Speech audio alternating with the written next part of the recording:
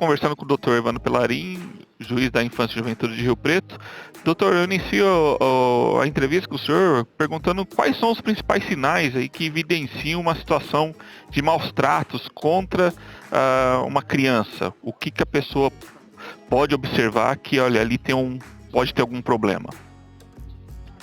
Rodrigo, antes de tudo, nós, adultos, temos sempre olhar a criança com um olhar de proteção. Não importa se é o pai, a mãe ou o parente. Todo adulto tem o dever, a responsabilidade de ter um olhar protetivo com a criança e adolescente. A partir desse olhar protetivo, o adulto deve estar atento a qualquer sinal que a criança apresenta e que seja um sinal extravagante, um sinal fora do comum, né? Então, crianças que muitas vezes abraçam adultos que têm um olhar cabisbaixo, que apresentem marcas no corpo, que choram muito, né? Que você perceba que não querem ficar com determinada pessoa, enfim, há uma infinidade de sinais.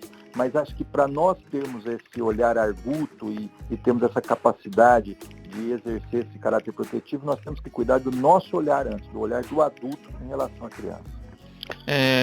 Doutor, como um familiar ou até um vizinho, ele pode identificar uma situação de violência contra a criança? Sim, claro, todos nós temos essa responsabilidade. É evidente que a lei presume o bom senso das pessoas e nós nem vamos, dialogar muito sobre esse ponto, esse pressuposto. Ninguém vai fazer uma falsa acusação. É claro que a lei presume isso. Porém, posto isso, nós sempre devemos estar atentos. Se você percebe que a criança, que está perto de você, enfim, está tendo algum sofrimento, você ligue. Olha, qualquer via é legítima. Você pode ligar no 190 da Polícia Militar, você pode ligar no Conselho Tutelar, no fórum, não importa, no Disque 100, qualquer lugar é legítimo, qualquer via, qualquer meio é legítimo para você fazer a sua denúncia. E feita a denúncia, não é preciso se aparecer, enfim, as autoridades vão cuidar de investigar o caso.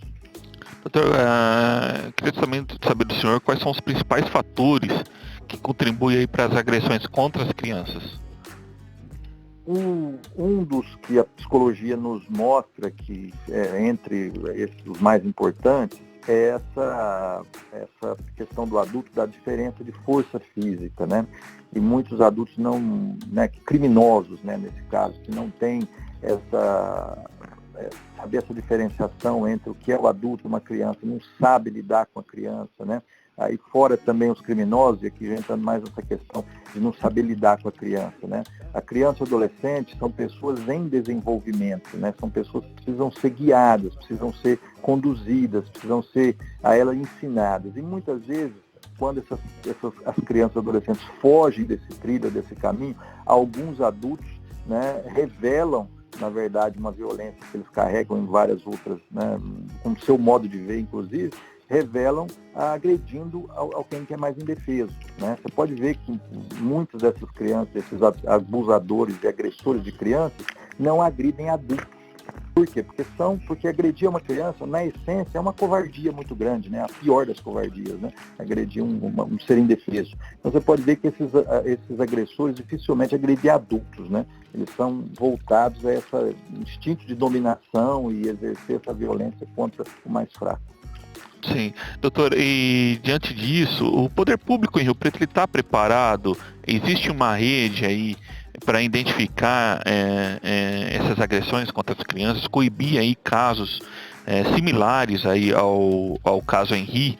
O senhor acha que nós temos uma rede na cidade pronta para prestar esse atendimento com agilidade e rapidez para evitar que isso aí evolua para um homicídio, enfim, ou algum outro crime contra o menor de idade? Temos sim, Rodrigo. Temos uma rede muito boa, muito bem preparada, a partir dos conselhos tutelares, o pessoal dos CRAS territorial que também tem esse treinamento, né? Enfim, nós temos aí uma rede muito boa, os próprios hospitais, né? Nós temos o HB, o Hospital da Criança, que sempre está notificando a vara da infância. É bom notar que toda vez que dá entrada uma criança com algum vestígio de violência física, o HB sempre comunica a vara da infância, né? Então há uma rede já formada nesse sentido. E nós precisamos melhorar, claro, nunca está perfeita, mas aqui também é bom fazer um parênteses, né, Rodrigo? Nós temos uma rede muito boa e é claro que nós buscamos o ótimo, nós queremos ficar melhor ainda. Agora, também nós não podemos fazer o ótimo virar inimigo do bom, né? E nós temos que caminhar em direção ao ótimo, mas também não desmerecer o que nós já temos, que é muito bom, né? Enfim, agora nós estamos, já que você perguntou, a partir da própria Vara da Infância e Juventude, nós já levamos ao prefeito municipal, nós já conversamos com os diversos setores do município para a instalação de um centro de referência só para atender crianças vítimas de violência, né? Então nós temos um projeto, levamos ao município a nossa proposta para criar um centro de referência só de violência contra criança e adolescente. É claro que tem pandemia, está muito difícil, né, esse momento que nós estamos passando e nós compreendemos isso, mas esperamos em breve tomar esse nosso projeto também. E esse projeto, qual seria o principal objetivo dele, doutor, do Centro Integrado? O objetivo é cumprir um dispositivo que está na lei de 2017, que é a lei de 2017 que determina a criação de um centro de atendimento integrado à criança e ao adolescente, né? Então, é evidente que lá a OBS do bairro não vai deixar de atender a criança que chega ali com machucadinho, longe disso, né? Mas, a partir do treinamento que nós estamos propondo, ali no bairro, se dá entrada uma criança com aquilo que o profissional de saúde entende que é algo mais sério, e essa criança puder ser encaminhada ao centro de atendimento integrado, né, se for uma casa emergencial, ela é conduzida até o centro de atendimento integrado e ali já é feito não só o atendimento de saúde, mas o atendimento psicológico e até o depoimento da criança, para que essa criança não precise depois repetir esse depoimento na polícia, repetir no fórum esse depoimento, que a gente evita a revitimização, né? Então a gente centraliza num local só todos os atendimentos que a criança necessita, e muitas vezes a família. E a nossa proposta nesse início é que esse centro de atendimento integrado seja feito no HB. Então nós já, né, temos uma proposta nesse sentido. É claro que não é uma proposta fechada, né? Estamos ouvindo, enfim, mas é uma proposta da Vara da Infância nesse sentido. Doutor, como um desconhecido da criança, ele deve proceder diante de um pedido de socorro ou um choro de uma criança menor? O que a pessoa deve fazer numa situação que ela identifica de uma ação que uma criança pode estar sofrendo uma violência? Antes de tudo, anotar nome, se tiver condições, anotar nome, endereço, pessoas envolvidas, a maior de dados possível. E sempre fazer a comunicação, a denúncia, né? Estipular a forma como seja feita essa denúncia, pode ser, repito, pelo 190, na Polícia Civil, enfim, qualquer lugar, um conselho tutelar.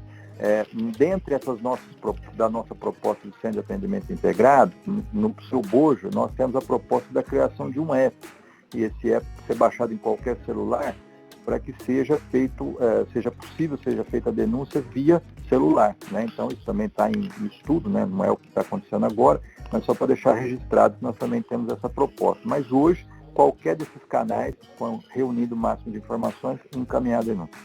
Nesse centro também vai ter a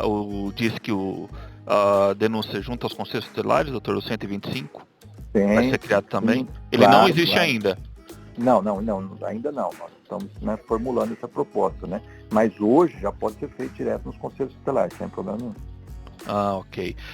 Doutor, aqui, puxando um pouquinho para a nossa região, quais os casos recentes registrados na região de Rio Preto que tiveram aí uma notificação encaminhada às autoridades? O senhor teve que tomar alguma medida mais imediata, de uma gravidade que o senhor se recorda? Olha, Rodrigo, infelizmente são muitos casos, né? Infelizmente são muitos casos. Nós temos, assim, toda a natureza possível de casos. E, olha, digo para você, nenhuma ficção consegue superar a realidade, a crueldade da realidade. Nós enfrentamos casos, assim, terríveis, estupros, né, atentados ao pudor, enfim, violências sérias, graves. Enfim, é muito difícil. Abandono, as causas mais comuns são abandono, né, negligência, né, crianças que são abandonadas circunstancialmente, pais que usam drogas, essas crianças ficam jogadas para lá e para cá, sem ter alguém que possa, enfim, cuidar delas, né? enfim, todas essas denúncias que chegam, a gente tem que dar um encaminhamento, que pode ser desde chamar o pai e a mãe e verificar o que está acontecendo, as denúncias mais graves que levam até o acolhimento, que é o abrigamento dessas crianças. E esses são os casos em que as crianças são separadas das famílias, doutor. Por exemplo, a gente tem um caso de uma criança que ficou 13 meses separadas da mãe, aí e a mãe conseguiu retomar a guarda, né, depois do final aí do processo. Mas a criança, ela pode ficar separada da família, né? Ela pode ir para uma família social. Em quais casos isso pode acontecer? Olha, dos casos mais graves, né, os mais graves de agressões, de abusos, né, de uma forma geral. É bom também, Rodrigo, que se diga o seguinte, às vezes não, muitas vezes a gente percebe que alguns adultos que acabam vindo na vara da infância e juventude em razão de crianças e adolescentes, filhos ou não compreendem isso. O nome da vara é vara da infância e da juventude, não é vara de adultos. Então ali não vai se discutir o interesse do adulto, né, primordialmente. Não é a vontade do adulto que vai prevalecer, é o interesse superior da criança e adolescente.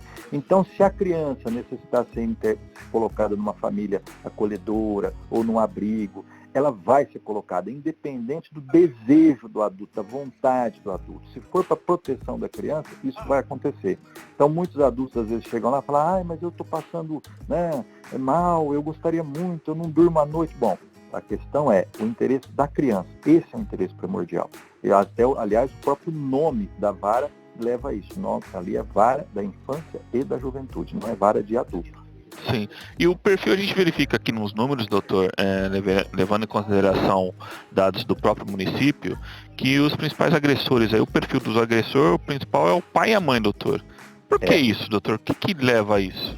Aí tem uma série de fatores, né, Rodrigo? Desde o desamor, né? Desde a falta de amor mesmo, de amar o próximo, ainda mais o próprio filho, né? Porque não tem uma explicação jurídica possível, né? Até atos criminosos mesmo, pessoas que cometem crimes, né? Contra crianças e adolescentes, contra os próprios filhos, né? O que facilita, né, entre aspas, né, esses acontecimentos, ou que propicia a maior quantidade de acontecimentos dentro da família, é porque é onde a criança está mais tempo, é com quem ela convive, né, é onde ela está. Né? Então essa proximidade acaba levando também aos autores desses atos serem os próprios pais dessas crianças, né, a própria família, né, infelizmente. Doutor, dentro daquela questão que o senhor falou que é muito importante ouvir a criança, dar credibilidade pelo que ela fala, aos sinais que ela demonstra, né? Qual o sentimento das crianças em relação aos seus agressores? O senhor percebe? Sim, é muito variado isso, né? Mas, assim, o que às vezes aperta o nosso coração quando a gente deixa o sentimento falar mais alto, né? Claro que a gente atua como profissional e a gente também não deixa o coração na gaveta, né? Você trabalha junto com o coração batendo no peito. Mas quando, às vezes, o sentimento fala mais alto, o que a gente percebe é que muitos filhos perdoam os pais, mais do que os pais perdoam os filhos.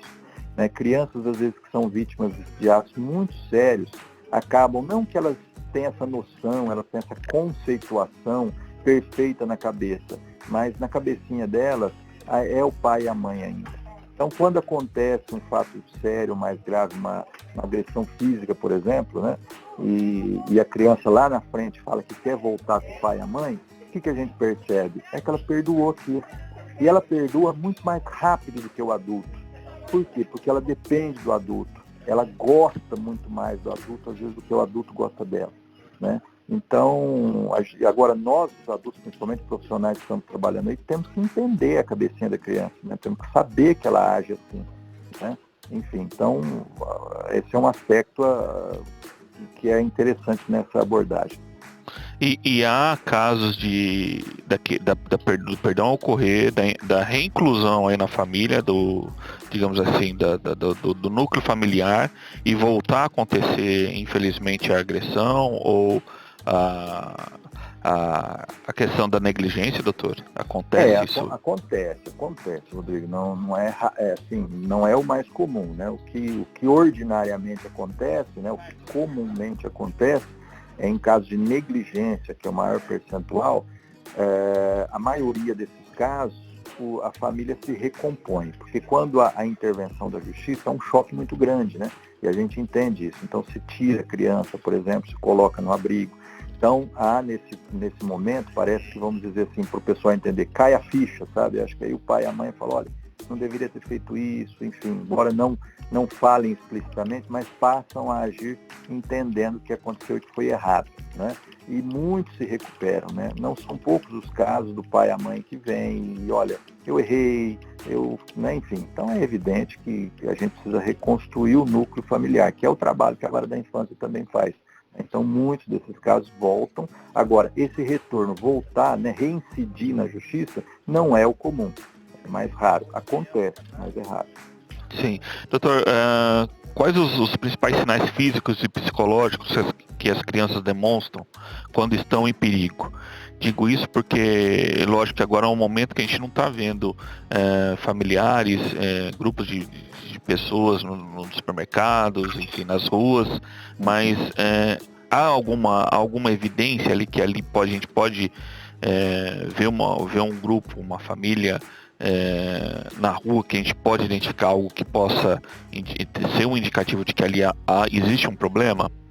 Eu acho que o primeiro deles, né, como há muito fechamento, é a criança gritar, né, que é o que sobra, né, o que a criança mais pode fazer é gritar.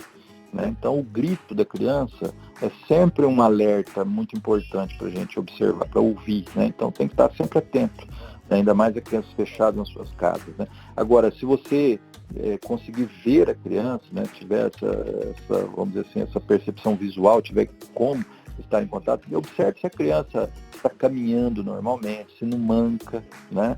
Se a criança não tá fazendo um gesto que não é comum da criança, como, por exemplo, levar a mão em alguma parte do corpo. Né? Muitas vezes as crianças, quando são vítimas de abusos sexuais, elas ficam com as mãos nos órgãos genitais, é comum às vezes em público, né? Enfim, então a gente tem sempre estar observando dessa forma, né? Ter essa percepção. Então, agora, sinais psicológicos são vários, né? Crianças agitadas, crianças que choram muito, né?